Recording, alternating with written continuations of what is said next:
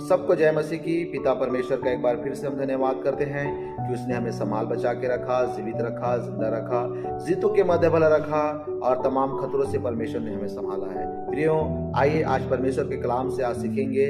आज का जो विषय है परमेश्वर की योजनाएं। मेरे प्रियो, निर्गमन उसका 13 अध्याय उसके 18 पद में लिखा है, इसलिए परमेश्वर उनको चक्कर खिलाकर लाल समुद्र के जंगल के मार्ग ले चला और इजरायली पाती बांधे हुए मिस्र से निकल गए। मेरे प्रियो, बाइबल कहती है कि जब इजरायली को परमेश्वर मिस्र देश से निकालने को था, तो बाइबल कहती है जो रास्ता फलिस्तियों के देश से होकर कनान देश को जाता था वो छोटा था।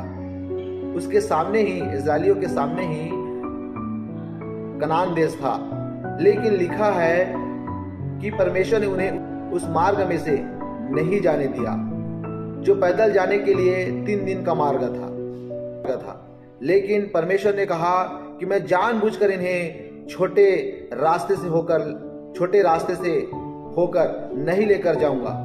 लिखा है परमेश्वर उन्हें चक्कर खिला करके उन्हें जंगल के रास्ते से ले गया। मेरे प्रियो, कई बार आप परमेश्वर पर गुस्सा करते हैं कि प्रभु हम कितने ज्यादा आपसे प्रार्थना करते हैं और हम ठीक क्यों नहीं हो पा रहे हैं, हम अपनी समस्याओं से आजाद क्यों नहीं हो पा रहे हैं। परमेश्वर, तू सब कुछ कर सकता है, देख तेरे हाथों में आशीष है, क्योंकि तू हमें आशीषित कर सकता है, लेकिन आज हम आशीषित क्यों नहीं हो पा रहे हैं। मेरे प्रियो, इजरायली भी यह सोच रहे थे कि हमने तो सुना था कि कनान देश बिल्कुल पास में है, हम अभी चलेंगे तो 2 से 3 या 4 दिन में हम क्या हो जाएंगे, वहां पहुंच जाएंगे। लेकिन परमेश्वर ने उन 20 लाख इजरायलियों की बुद्धि पर कब्जा कर लिया था। किसी के भी दिमाग में ये नहीं आया कि हम गलत रास्ते में हम जा रहे हैं करके। वहां बड़े बुजुर्ग भी थे, उनके बुद्धि भी काम नहीं कर पाया, क्योंकि परमेश्वर ने उनके बुद्धि को, उनके सिस्टम को कब्जा कर लिया था। जिस दिन मेरे प्रियो आप परमेश्वर को अपना जीवन देते हैं, पूरी तरह तन मन से आप प्रभु में हो जाते हैं, आप पाप छोड़ देते हैं, बपतिस्मा ले लेते हैं, शुद्ध मन के साथ चलना शुरू करते हैं, लेकिन फिर भी आपके जीवन में ऐसी घटनाएं, ऐसी चीज आपके जीवन में होती है और आपको लगता है यह नहीं होना चाहिए था, लेकिन परमेश्वर यह जानता है कि अगर यह आशीष इनको अभी अगर मिल जाएगा, परमेश्वर जानता है मेरे प्रियो, अगर आपको आशीष अभी आपको मिल जाएगा तो आप उनके साथ लंबा सफर तय नहीं कर पाएंगे, आप लंबा नहीं जा पाएंगे। जैसे ही फिरौन राजा इनको मारने के लिए अगर पीछे आएगा, जैसे ही कोई समस्या आपको घात करने के लिए पीछे आएगा, तो आप परमेश्वर को छोड़ करके भाग जाएंगे।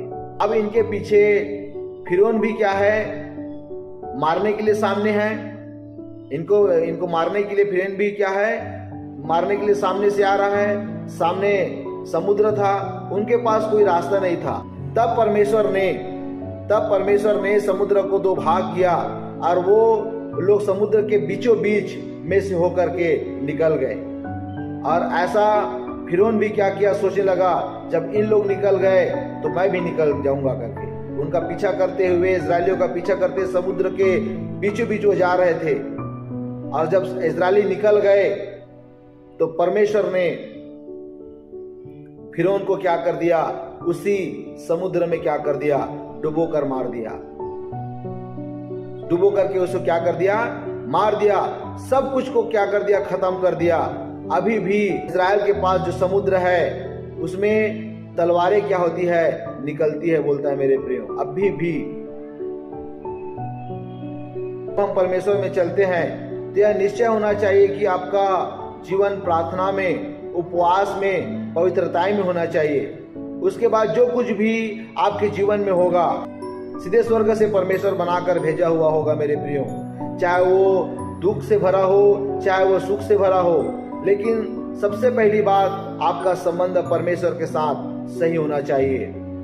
आपके जीवन में ऐसा पाप नहीं होना चाहिए जिसका अभी तक आपने पश्चाताप नहीं किया हो। आप अगर कोई प्रकार का पाप किए हैं, उनका पश्चाताप आप तुरंत कर लीजिए और प्रभु की महिमा में आगे बढ़िए। फिर जब परमेश्वर आपको आशीषित करता है तो आशीष एक लंबे समय के लिए होती है। और आप बढ़ते जाते हैं यीशु मसीह में। आमीन। स्वर्गीय पिता परमेश्वर, इस वचन के लिए मैं आपको धन्यवाद करता हूँ। सच में मेरे पिता, हम आपकी योजना, आपकी इच्छा, आपकी मर्जी के में पिता हम चलने वाला और आपकी योजनाओं पर पिता अपने आप को आधारित करके अपने जीवन को निर्वाह करने वाला बन जाए। ऐसा हमें, हमारे कलीसिया लोगों को बना मेरे प्रभु, कि हम आपके हर बातों को पिता परमेश्वर मान करके आपके हर इच्छाओं को हम पूरा कर सके, ताकि पिता जिस योजना में हमें लेके जा रहे पिता, उस योजना पूरा हो सके। हमारी इच्छा नहीं पिता, आपकी इच्छा हम लोगों के जीवन में पूरी हो। प्रभु यीशु मसीह के सामर्थ्य नाम में आमीन।